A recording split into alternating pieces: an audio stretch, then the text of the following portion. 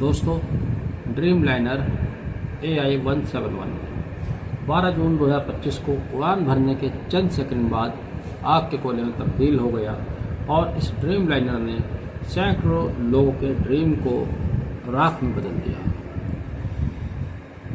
इस एरोप्लेन में सवार 241 लोग अपनी जान गंवा बैठे। बेहद दुखद हादसा हुआ जिसका अफसोस पूरे देश को है। पूरा देश सदमे में है। जब भी कोई हादसा होता है, हम हिंदुस्तानी लोग हैं, धार्मिक प्रवृत्ति के लोग हैं, तो हम यही मानकर कि ईश्वर की ऐसी ही मर्जी थी और सब्र कर लेते हैं।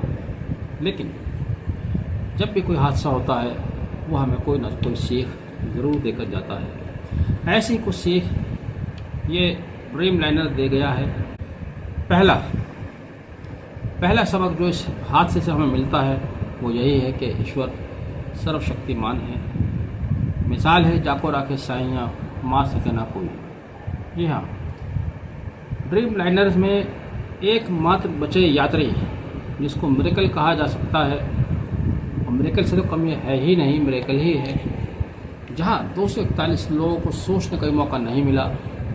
एक व्यक्ति उस हादसे में बच जाता है जो कि भारतीय मूल के ब्रिटिश नागरिक हैं, अस्पताल में एडमिट हैं।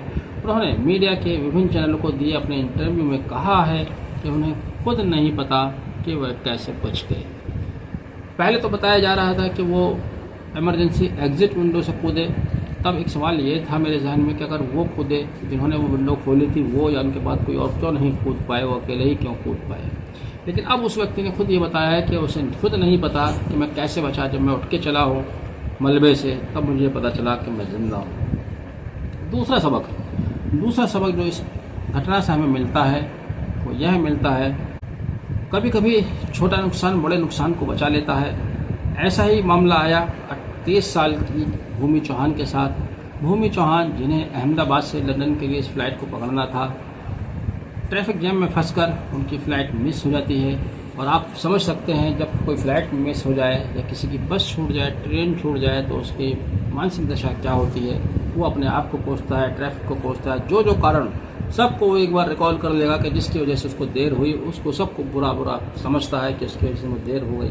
लेकिन जैसे ही उसको पता चला, एयरपोर्ट से निकलने से पहले ही उसको पता चला, क्योंकि चंद सेकंड में क्रैश हो गया कि प्लेन क्रैश हो गया है, तब उसको एहसास हुआ। और वो लड़की कहती है कि मुझे ईश्वर ने बचा लिया। तो कभी कभी हमें अपने फ़ायदे नुकसान का हमें खुद नहीं पता होता है। तीसरा, एक और दुख भरा सबक जो हमें इससे मिला, जिसे किंगडम ऑफ सऊदी अरेबिया ने अपने फेसबुक पेज पर भी शेयर किया, उसके बारे में काफ़ी डिटेल से लिखा है, वो है डॉक्टर प्रतीक जोशी का मामला। डॉक्टर प्रतीक जोशी जो कि 6 साल से लंदन में थे, वो चाहते थे कि अपने परिवार को भी लंदन में ही लेकर शिफ्ट कर दें। 6 साल उन्होंने वहाँ कड़ी मेहनत की, अपना वहाँ पर साम्राज्य जो भी उनका था वो स्थापित किया।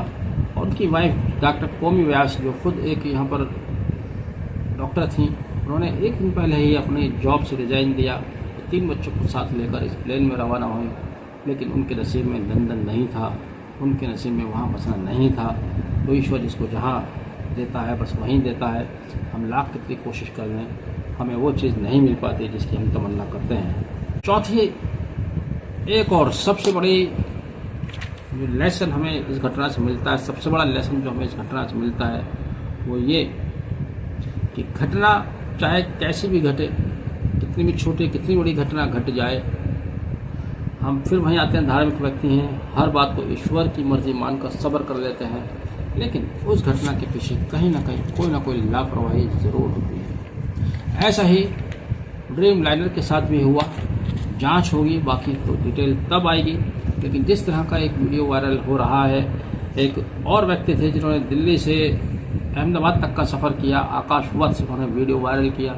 न सिर्फ वीडियो वायरल किया बल्कि एक्स पर उन्होंने पोस्ट भी किया और AI को भी टैग किया, एयर इंडिया को टैग करके उन्होंने कहा कि इस प्लेन में बहुत सारी खामियां हैं जो वो उनको बताना चाहते हैं। 1 घंटा पहले उन्होंने शेयर किया, हम काश जापान और जर्मनी की तरह अगर हमारे लोग सजग होते, हमारी कंपनियां सजग होती, तो शायद उसको अप्रोच करते और इतनी बड़ी घटना को हम रोक पाते।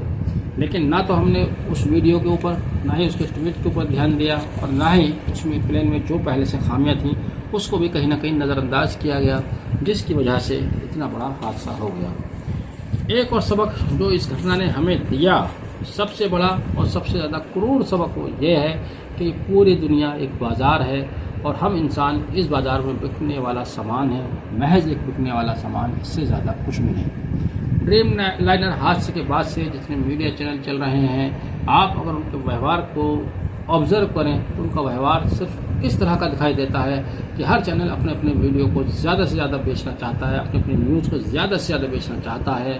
वो हर न्यूज़ को, हर खबर को न्यूज़ बताकर बार बार आपके सामने परोसता है और आपसे कहता है इसको आगे भी शेयर करो। और बीच बीच में टीवी चैनल्स हैं उनके तो एडवर्टाइजमेंट भी आते रहते हैं। अगर घटना दुखद है और आपको भी इसका दुख है और आप दुख जनता के साथ शेयर करना चाहते हैं तो फिर बीच में ये ऐड क्यों आते हैं? ये सवाल तो मेरा हमेशा से रहा है टीवी चैनल से।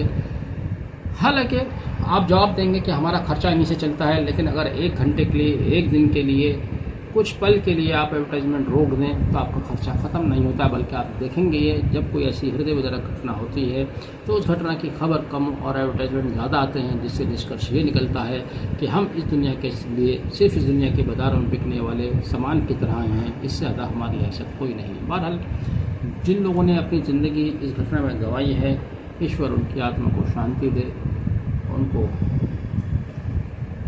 परिवार वालों को हिम्मत दे। बहुत दुखद घटना है। एक परिवार जिसके 25 सदस्य इंग्लैंड से भारत आए थे ईद मनाने के लिए, इस देश से उनकी मोहब्बत ऊपर वाले ने कबूल की और इसी देश में कहीं दफन हो गए, इंग्लैंड वापस नहीं जा पाए। आप सभी दुआ कीजिए।